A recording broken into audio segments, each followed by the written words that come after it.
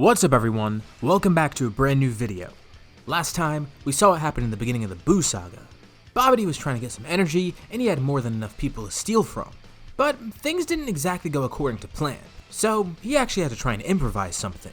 Luckily his new plan worked. He was able to bring Gohan to the ship with the help of Dabura. And with that, he was able to drain Gohan of his energy. And while that's good for Babidi, it's obviously not too good for the group. We left off with Goku storming onto the ship, arriving at the bottom floor and being greeted with Gohan's dead body. For this video, let's set a like goal of 2,500 likes.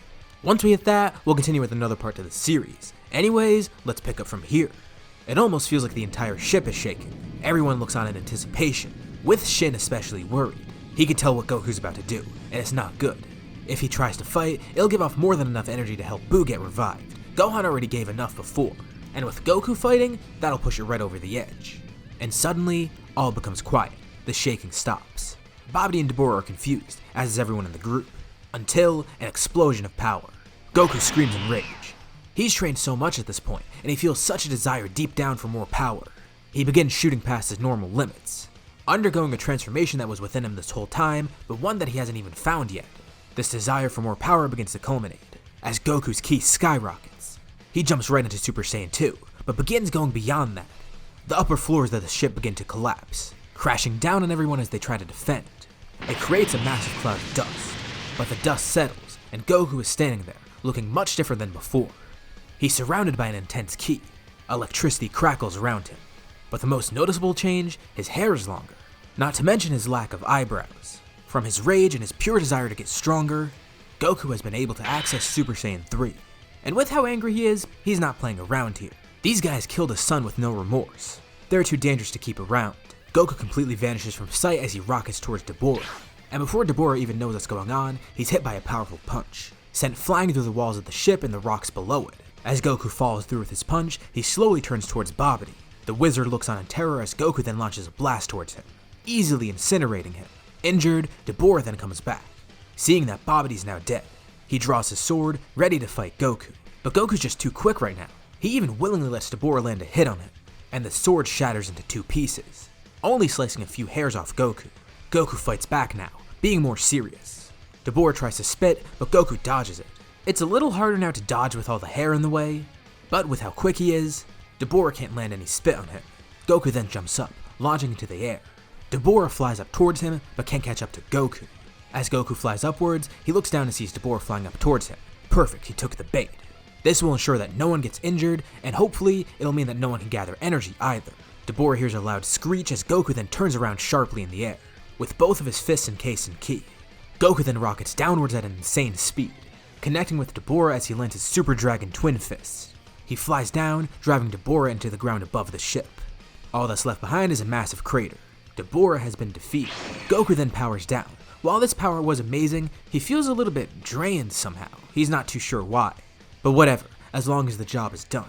Luckily, once he stopped the fight, Buu's egg didn't have enough energy. It was basically at 99%.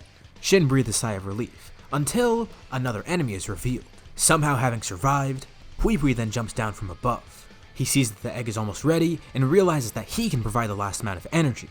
He'll carry out Babidi's wishes. Tenshinhan tries to jump in and kill him right away without a ki blast, but it's too late. Just as he does, Pui launches a blast towards him. Of course, Tenshinhan isn't injured by it at all, and he kills Pui with one hit.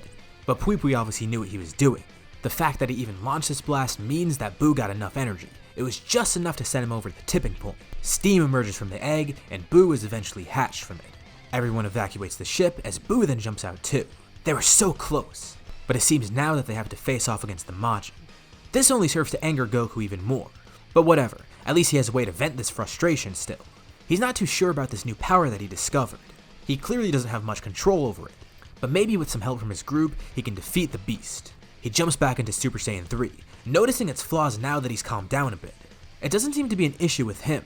The form itself makes it feel like he's almost losing ki as he powers up. It's somehow just leaking out of his body. But it's undeniable that the form does make him a lot more powerful. At least he knows he could use it for temporary power boost if he ever needs. Just to be on the safe side, he powers down into Super Saiyan 2 instead, feeling that maybe the whole group would be just enough. And the good thing is he has some pretty strong fighters with him. Tenshinhan, Vegeta, Piccolo, Krillin, and Yamcha are all there. And while there's other people like Mr. Satan and Videl, they're obviously going to sit this one out. He tells everyone to get ready. Now they don't need to hold back. They've trained together so much and gotten so strong that they should be enough. Here's how I'd rank it in terms of power. Goku's obviously the strongest right now, and behind him is Tenshinhan, who would probably be on par with Vegeta. Behind that is Piccolo. He's this high up due to his access to Kaioken. Krillin would probably be around his level.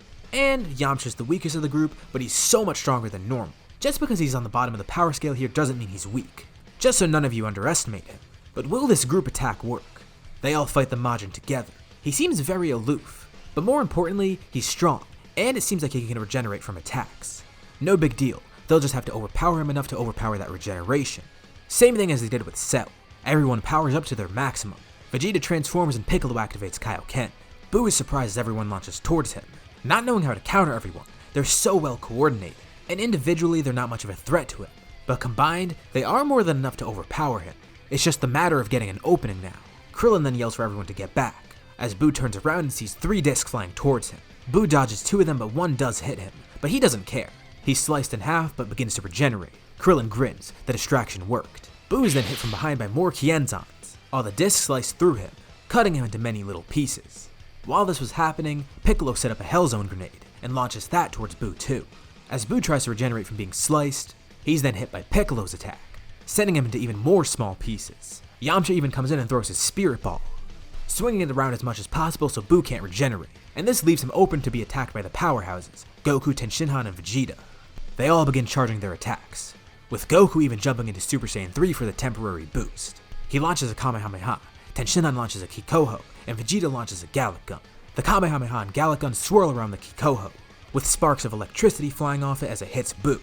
All these tiny pieces of Buu are incinerated, and to help out, the rest of the fighters join in too. A Masenko from Piccolo and a Kamehameha from Krillin and Yamcha.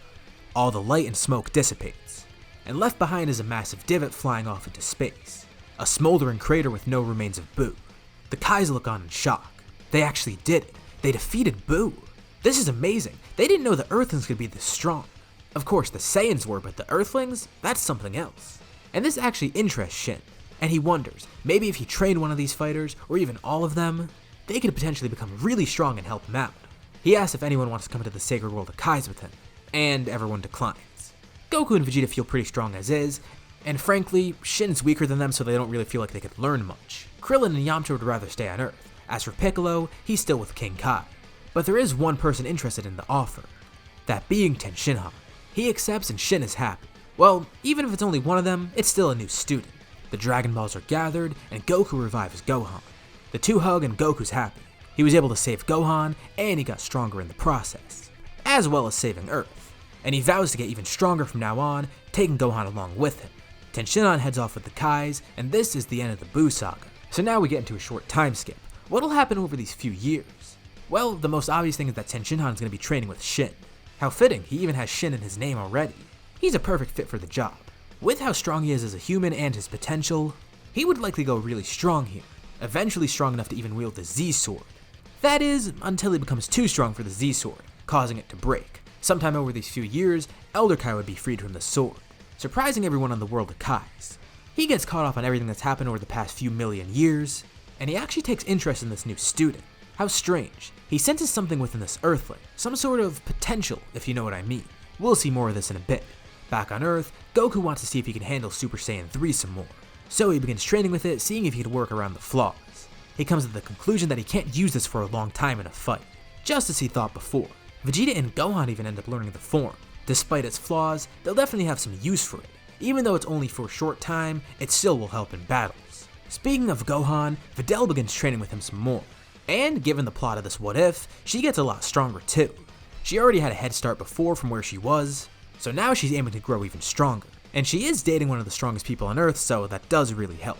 As for Mr. Satan, he continues his training too, this time with Roshi. Roshi's surprised to have such an old student, but this guy definitely does seem worthy. He's set on improving himself and Roshi can tell that. Roshi even keeps training himself a bit too. He and Mr. Satan work really well together, playing off each other's power and growing stronger. And of course, Gohan and Videl eventually end up getting married. And after this time passes, naturally that leads us to Battle of Gods. Beerus wakes up, and he hears an interesting tidbit from Whis. Apparently, Shin has a student of sorts? That's pretty unexpected, but Beerus is interested. If this guy is a student of a Supreme Kai, he's probably pretty strong. And maybe if he goes to see this guy, he'll remember that thing that he had in his dream. It's some sort of myth of a Saiyan or something. He doesn't know. Maybe a quick fight will help jog his brain. Apparently, King Kai also has a student too, a Namekian that came from Earth. Shin's student is also an Earthling. These Earthlings are really getting around the universe. He thought they were always weak. This only serves to intrigue him further. For fun, he decides to go over to Shin's planet and see this new student. Tenshinhan actually is already aware of Beerus, having heard about him from Shin. He bows to the god of destruction, showing respect. And this amuses Beerus. This fighter seems respectable and very well behaved. But more importantly, Beerus wants to see how strong he is. For fun, he fights Tenshinhan, heavily holding back, thinking he won't even need 1% of his power. It is just an Earthling after all. How strong can he be? Tenshinhan then begins powering up, pulling out something that he got from Elder Kai. A white aura surrounds him as the whole planet shakes. Beerus chuckles, a lot of bravado from this guy.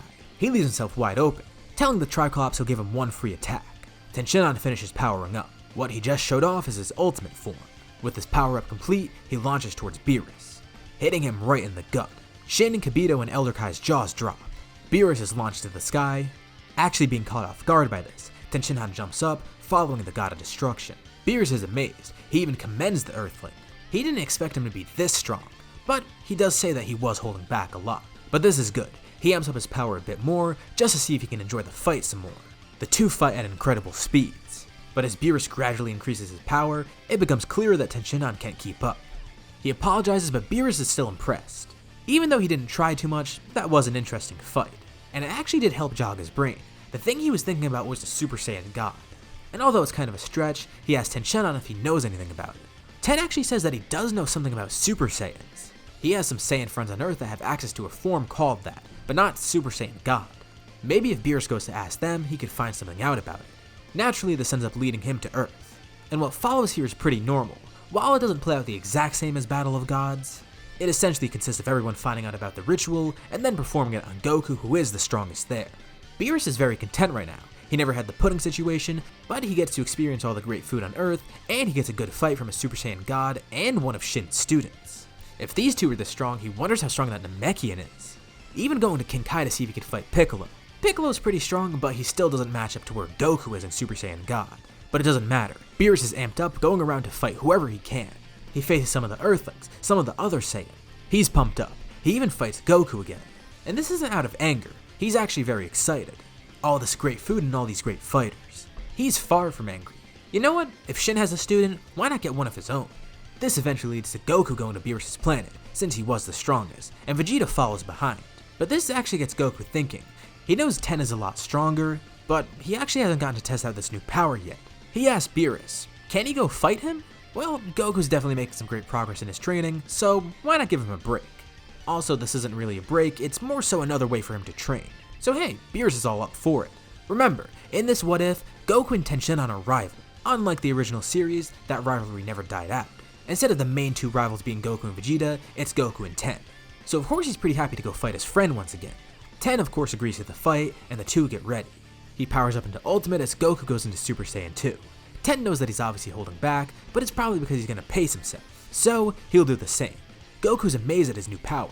Even though he's holding back in Ultimate, he's able to more than keep up with Super Saiyan 2. During the Buu saga, this may have been enough to counter him. But now at only a fraction of Ten's power, he's actually outpacing Goku. Goku even jumps into Super Saiyan 3 for a minute. And of course, Ten's able to counter that too. Okay, enough playing around. Goku drops into base, ready to show off his new form. Ten looks on in anticipation. Goku calms himself, as he's surrounded by red flames. This aura coats him as his hair begins turning red, as well as his eyes. He wonders if Ten can even sense him, and Ten notes that he can. I mean, he has been around Supreme Kais all this time, and he even got to fight Beerus before. He would have likely unlocked the ability to sense God Ki a while ago, and it shows. He can tell how strong Goku is now. So Goku wonders if he'll back down, but Ten doesn't. He knows the extent of Goku's power, but he's not deterred at all. Goku laughs. His friend is really confident, isn't he? He assumes a fighting stance as Ten assumes the same, and the two rocket towards each other. Their fists clash, parting all the clouds above them. It sends a shockwave that completely knocks Elder Kai away, but Shin and Kibito luckily catch him. Beerus and Whis slurp on some noodles while they watch. The two rivals begin powering up further. Ten has not only refined his power, but his technique too. Sure, Goku's obviously an amazing tactician and strategist, but Ten excels in those categories even more so than Goku does. With all of his amazing potential Combined with Ultimate and all this training, Ten is likely just below Super Saiyan God Goku, if not on par with him. That's why Beerus was so amazed with the fight beforehand. Not to mention, time has passed since then, so he got even stronger. The two continue their fight, and Goku decides he wants to end it right now. He charges a Kamehameha, launching it towards Tenshinhan. Ten stands there anticipating it, and just as he did with the Yamcha before, he actually deflects the Kamehameha back towards Goku, hitting him with his own attack. Goku can't defend and the beam hits him. The two stand there laughing as they go back down towards the ground. Ten's amused that he fell for that old trick again. Such a basic ki attack can be easily deflected, especially with someone of his power. The two are both impressed with one another, glad to have fought. And with that, we'll leave off here for now. So, what did you guys think about this part? What do you think may happen next after this? And how strong do you think each character will get? Leave all your thoughts and suggestions in the comments below. I'll be sure to check them out to see what you guys think. As always, if you liked the video, be sure to drop a like. And let's try to hit that like goal so we can get another part to this series. If you haven't already, why not subscribe? As well as hitting the bell icon to get notified about any future parts of this What If, or any other videos that I upload on my channel. Thank you all for watching, and I'll see you on my next video.